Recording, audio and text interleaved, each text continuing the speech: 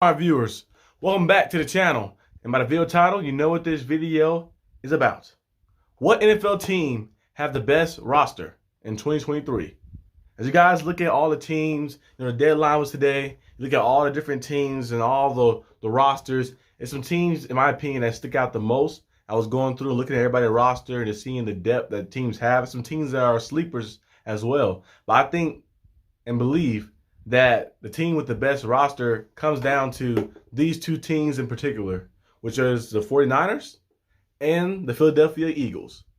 I feel like Philly and San Francisco, they just did a good job in adding guys. 49ers did it mostly through the draft, and same with Philly as well, doing mostly through the draft in those years when it was kind of like a little shaky. When Carson Wentz was shaky a little bit and started declining from that stardom they had after the Super Bowl win. They had it, was it in 2018, I believe so. So they had opportunity to get guys. They got Jalen Hurts. I believe Jalen Hurts was a second-round pick, if I'm not mistaken.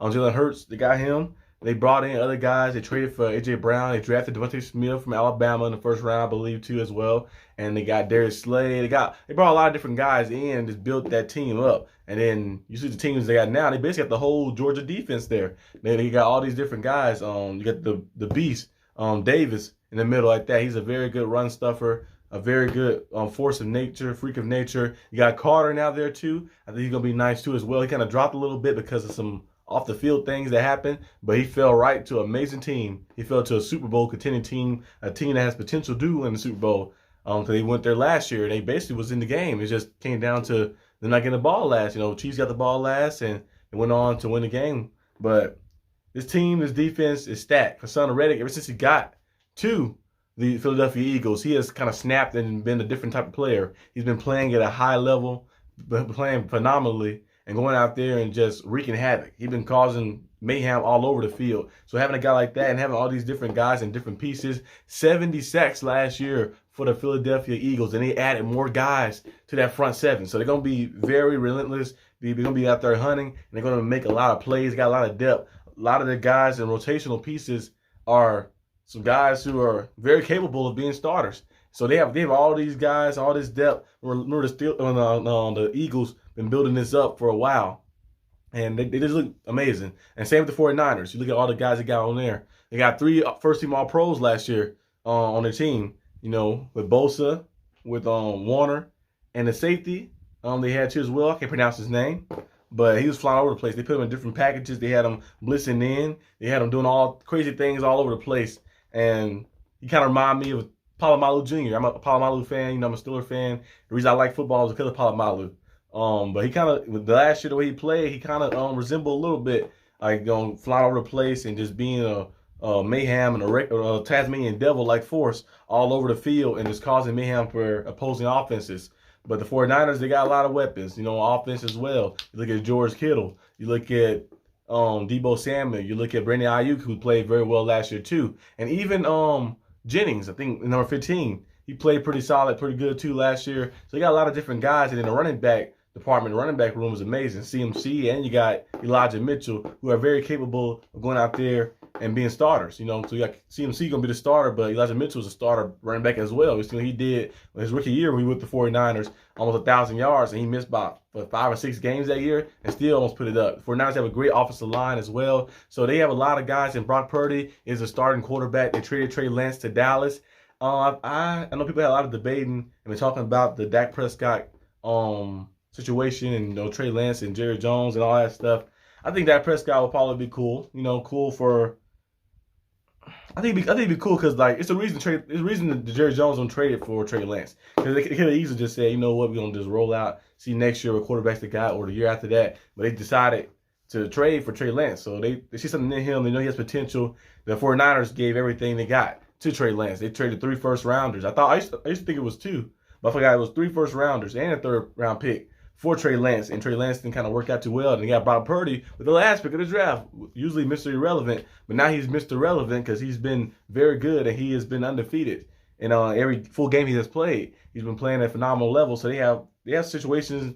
They had a situation they had to deal with at first, and I don't believe Sam Darnold beat out Trey Lance for the 2nd spot. But I believe that they wanted to go with Brock Purdy because you already got that fire. You already got Brock Purdy out there. And there's no reason to take him out that situation and try to go back to Trey Lance. You're like, I already got Brock Purdy. He did everything I wanted him to do. He got injured in that NFC Championship game. If he never got injured, you never know what would have happened. So I have Brock Purdy. He did everything I want him to do.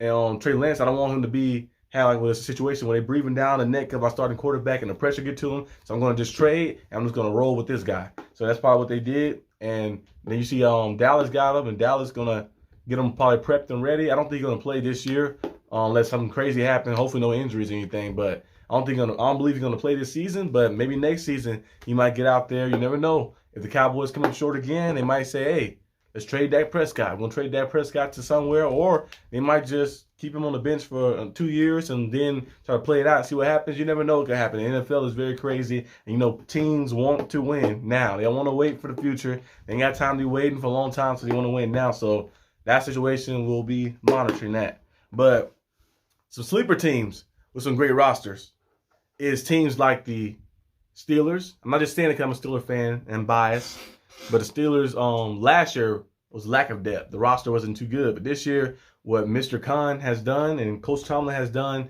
to bring in the new O-line, bring in Allen Robinson via trade, bring in Patrick Peterson, draft well too, Joey Porter Jr. get added to the mix. Devontae KZ is back. We got Keanu Neal and all these different pieces they got and all the depth they got, especially in the front seven. Cole Holcomb, Elandon Roberts, who made some plays in preseason as well. And it's all these different guys you can rotate from and rotate in and out and just to create and cause mayhem. And then especially the edge rushers. You look at the edge rushers, you got TJ Watt, you got Alex Highsmith, the two starters, but you got guys behind him who are very, very hungry. We've seen Herbig, what he did in the preseason, going out there relentless. The strip sacks, and he had 3.5 sacks. He had the forced fumble and all types of stuff, just creating and causing mayhem. And then you got another guy in Golden who can go out there and be a legitimate starter as well. So we got a lot of different pieces, a lot of different ways to attack, and the Steelers are looking very, very good. Now moving on to the other team that I got on the list as well as a sleeper team and a roster, the Saints. The Saints have an amazing roster. Amazing roster too if you look at it. Only concern really about them is just the health. Can they stay healthy? Can the Saints stay healthy? Because they are probably the favorites to win the division. You got Derek Carr there now. You got Derek Carr. You got your receivers you want. You got 2 good running backs. You got Alvin Kamara, going to be suspended for the first 3 games, but he'll be back. And then you got Jamal Williams, who led the league in touchdowns, rushing touchdowns last season. You got all these different guys. You got Johnson, the up-and-coming tight end, who played pretty good the last 6-7 games of the season. So you got all these different guys, and the defense has been pretty good for the past 3-4 years. It's just the offense have been a little shaky. Like that, Drew Brees left, and then they kind of went with Jameis Winston and Andy Dalton, bouncing back and forward, and you don't know what's been happening. Taysom Hill was in the mix occasionally too, but they have a good roster, a good defensive team, and they also have some guys on offense. They just got to stay healthy. Can they stay healthy enough to go out there and compete? Another team too is the Jacksonville Jaguars. You look at the guy they're getting this year, especially offense, Calvin Ridley. Calvin Ridley getting added to the offense that was already pretty good last year too. I know they started off a little shaky, but once they got in rhythm and they got the chemistry going, they started playing at a high level. And we've seen Trevor Lawrence out there balling. Travis Etienne was amazing too. Had him on fantasy. If you see him on fantasy, get him. He's very good.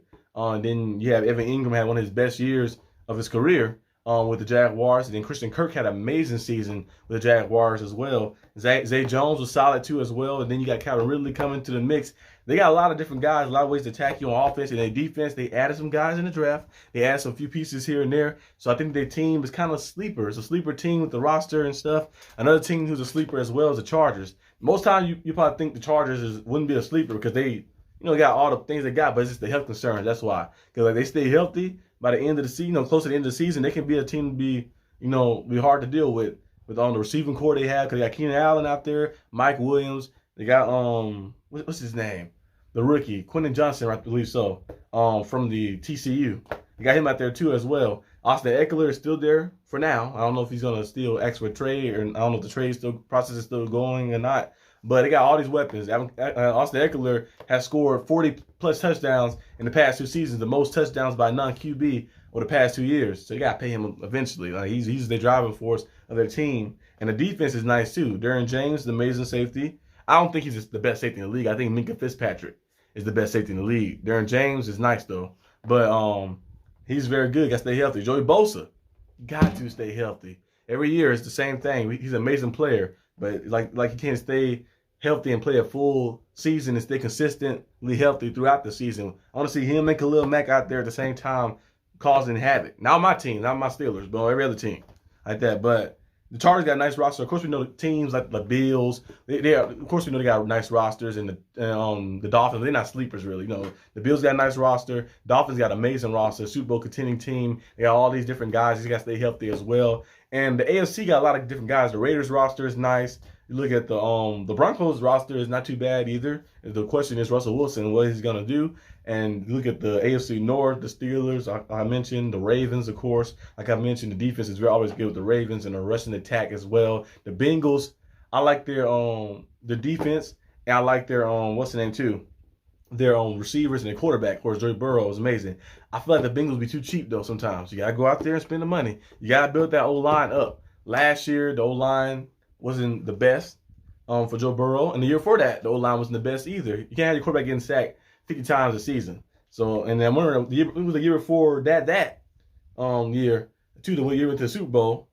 I might use that wrong. The year before that, yeah, there we go. The year before that year, when they went, before they got to the Super Bowl, the year before that, I think Joe Burrow got injured when he hurt his, was it ACL or something? He got hit real hard. Was it the Steelers game? I don't think it was the Steelers game. It was one of these games that he came out there and got injured and hurt himself. It's because the Bengals got to build that line up. The Bengals been cheap. They're known to be historically cheap and not going out there and paying and getting the right guys. And that's why you have it's hard for you to win a Super Bowl because you ain't got the right guys. I feel like once the Bengals start spending money and they start going out there and saying, okay, we're gonna go out there, we're gonna get this guy and get that guy to make sure Burrow is safe and nice. It'll be unstoppable. I had Burrow as an elite company. I did my tier list this year. You guys can go back and watch that video. I only had 2 quarterbacks in elite tier. And that was Patrick Mahomes, of course, because he's 5-time Pro Bowler in 5 years, 2-time first-team All-Pro in 5 years, 2-time MVP in 5 years, and 3 Super Bowl appearances with 3 Super Bowl wins in 5 years. And I got Joe Burrow up there too as well. Joe Burrow is the only guy. Let's see, the only guy besides Brady, because Brady beat Mahomes in the AFC Championship game before, and he beat him in the Super Bowl. So he beat him twice. Joe Burrow beat him in the playoffs as well. Like that. So Joe Burrow, the only guy besides Brady who beat Mahomes in the playoffs. And Mahomes got a great playoff record. And Joe Burrow, I believe they beat them, was it twice? He's 3-1 against the Chiefs, I believe so. So he has a good record against the Chiefs, and he can go out there and show you he can win the big games and get to the Super Bowl as well. Like that. And you know that play when he gets in the Super Bowl against the Rams, Aaron Donald ran right in. The offensive line just collapsed. Aaron Donald ran right in. He had a little more time. He could have found if he had Jamar Chase. And, you know, T. Higgins was cooking. I don't know what happened to Jalen Ramsey that Super Bowl, but T. Higgins was cooking Jalen Ramsey. And Jamar Chase was cooking on the other side, too. I don't know if Jalen Ramsey was, like, woozy-like, but he was playing weird that Super Bowl. But if Joe Burrow had some time, he probably could have got that ball down the field and tacked Jalen Ramsey because he was tripping that whole game and was not playing the best football. But, you know what happened? Aaron Donald got in there and caused disruption, incomplete pass, and the Rams win the Super Bowl. But it's a lot of teams with a lot of amazing rosters in the AFC and the NFC. A lot of sleeper teams as well, too. The Panthers might be a sneaky team. The Falcons might be a sneaky team, too. The Packers as well. It's a lot of different teams with amazing rosters, and I'm very excited and pumped up for next week for the first NFL game, the Chiefs and the Lions, and then the first NFL week. On Sunday and on Monday to see those amazing games and those amazing matchups and get back to that football. That's all I got for this video today, guys. Hope you guys enjoyed the video. If you did, leave a like and subscribe, and I'll see you guys next time on the channel. Peace out.